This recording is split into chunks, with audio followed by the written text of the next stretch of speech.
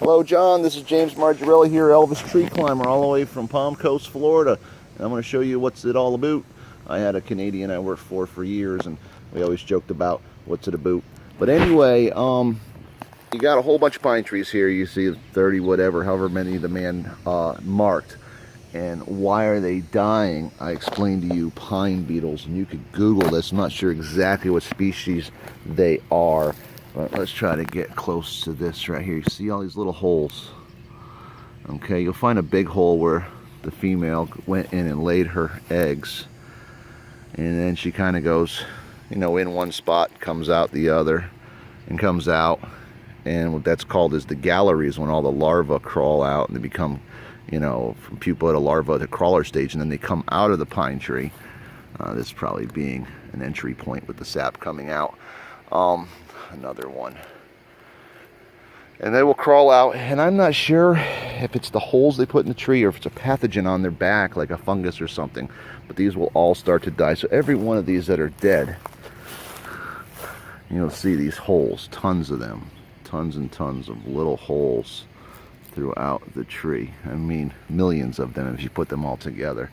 And in this section here, I've been noticing a big outbreak of dead pine trees. Even off there in the distance, there's some dead ones. The tops are dying out. I want you to see the top defoliating. The tree is pretty much done. So luckily, they're not all big pine trees. And come back here in the neighbor's yard and shoot. They're not very tall. All right.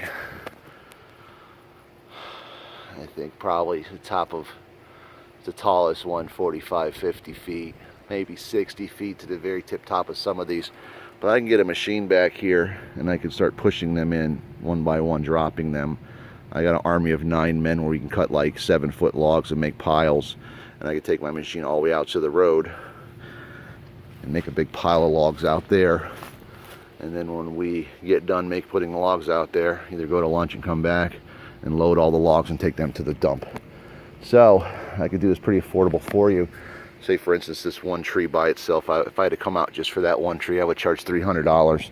But you're going to be paying for the time, the unloading and loading of machines, and, you know, the people doing the cleanup and being in a wooded area.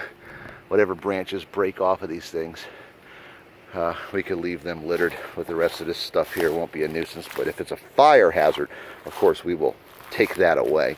So anyway, John, mostly all in the back of your property. One's in the front. Let's go look at a live one for now. Here's a couple of them. This one right here is live.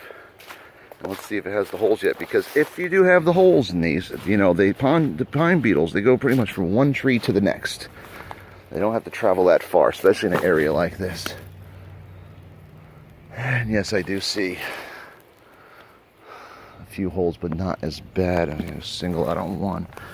Now, okay, there it is. Alright, so pretty much you're going to have a big problem. You want to find somebody to take down every one of these trees. But the thing about Palm Coast is you're not allowed to take down the trees until you get a building permit. There's one over here. Perfect day to step on a rattlesnake. My father did some work here back when they were clearing this town. Alright, here's a good example. Since the man's been here,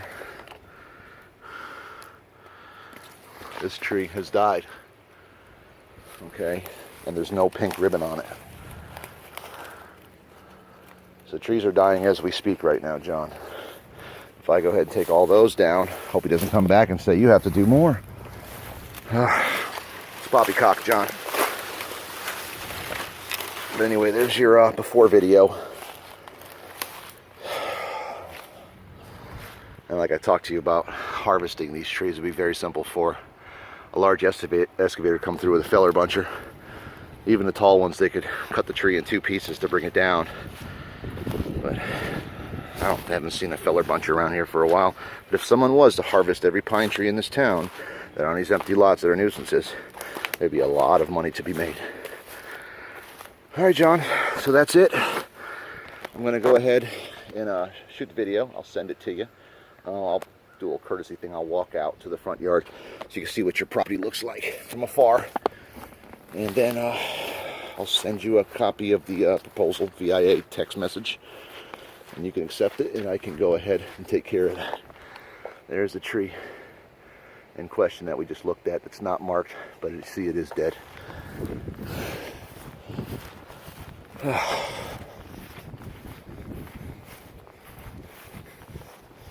Usually what happens is a neighbor will call code enforcement and complain, and you'll get one of these tickets. All right. You do have a nice wooded lot. Now, get rid of the pine trees, but you do have a nice lot there. And it's not overgrown with too much crap. But you can see right there, if you were to harvest this, I'd say $4,000 or $5,000 of the pulpwood in your lot alone. So people should get together, form a committee, get rid of some of these code enforcement rules, and start harvesting these, because that's what they were meant to do 30 years ago when they planted them. All right, John, you guys have a good day. That's what it's all about. See you later. Bye.